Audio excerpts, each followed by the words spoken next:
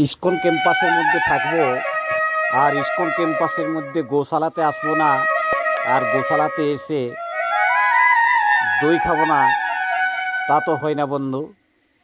তাই গোশালাতে এসে এই গোশালার দই টেস্ট করছি। অতুলনীয় টেস্ট, স্বাদে ও গন্ধে অতুলনীয় এই মায়াপুরের ইসকনের গোশালার ভক্তদের হাতে তৈরি দই। এখান থেকে আপনারা খুব সস্তা দামে 1 নম্বর খাঁটি দই, ঘি বাড়ি নিয়ে যেতে পারেন। তাই আপনারা যারা বেড়াতে আসবেন অতি অবশ্যই গোশালা আসবেন। এই যে দেখতে পাচ্ছেন গোশালার গেটের বাইরে একটি গরুর গাড়ি এনে দাঁড় করে রেখেছেন। এই গরুর গাড়িতে চাপার আনন্দ আপনারা নিতে পারেন।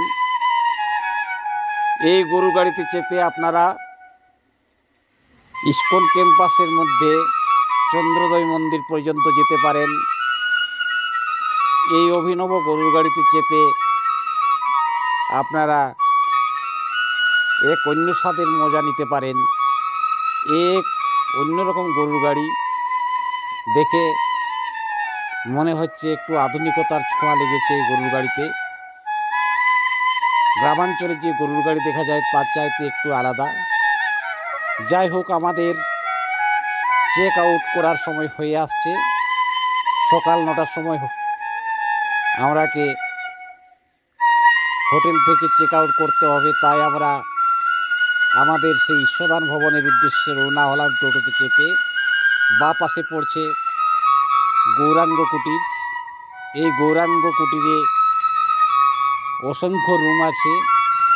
ভক্তবৃন্দদের রাত্রি যাপন করার জন্য খুব কম দামে এই মায়াপুর ইসকন ক্যাম্পাসের মধ্যে থাকার ব্যবস্থা আছে। যদি গোদা ভবন, ঈশ্বরদান ভবন,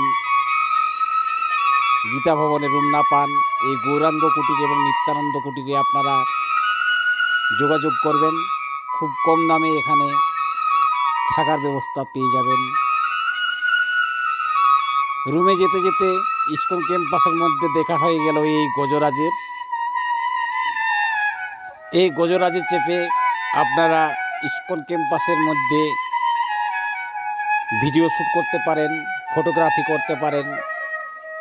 এই গজরাজে চাপার আনন্দই আলাদা। আপনার এই মায়াপুর ভ্রমণে এক অন্য মাত্রা জুড়ে দিতে পারেন এই হাতিতে চেপে। এই যে দেখতে পাচ্ছেন আমরা এখন আমাদের ভবনের সামনাসামনি এসে গেছি। আমাদের ভবনের বাইরে ইসকন ক্যাম্পাসের মধ্যেই এই রাস্তা, সাজানো গোছানো বাগান। এই বাগানের মধ্যে আমরা কিছুক্ষণ হাঁটাচলা করছি। সকালবেলা হাঁটতে খুব ভালো লাগছে। ধীরে ধীরে সময় গড়িয়ে যাচ্ছে।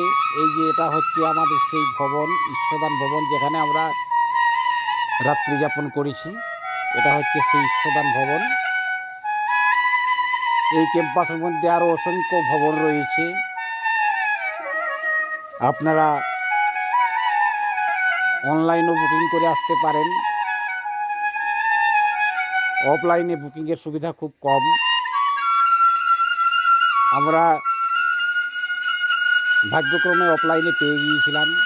এই ঈশ্বরদান ভবনের মধ্যে রয়েছে এটিএম কাউন্টার।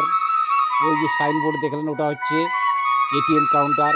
আর এই পুরো ভবনটা হচ্ছে ভক্তবৃন্দদের থাকার জায়গা। আমাদের এখানে 990 টাকা নিয়েছে এক রাত্রির জন্য। বাড়িটা খুব সুন্দর। ভবনের বাইরে রয়েছে একটি চৌবাচ্চা। সেই চৌবাচ্চাতে দেখতে পাচ্ছেন রঙিন মাছের দল খেলা করছে। এই দৃশ্য দেখতে দেখতে অনেকটা সময় আপনাদের পেরিয়ে যাবে।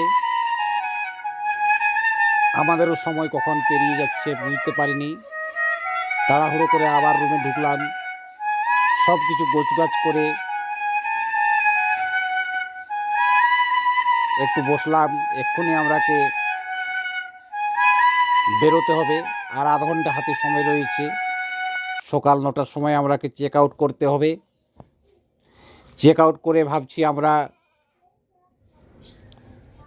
নবদ্বীপের থেকে এই মায়াপুর থেকে আমরা সেই রাজা কৃষ্ণচন্দ্রের স্মৃতি বিজড়িত, সেই গোপাল ভাঁড়ের স্মৃতি বিজড়িত কৃষ্ণনগরের উদ্দেশ্যে রওনা হব। জানি না এখান থেকে কৃষ্ণনগর যাবার ব্যবস্থা কি আছে। বাইরে বের হই, তারপর আমরা কৃষ্ণনগর যাবার সিদ্ধান্ত নেব। ভিডিওটা এখানেই শেষ করছি।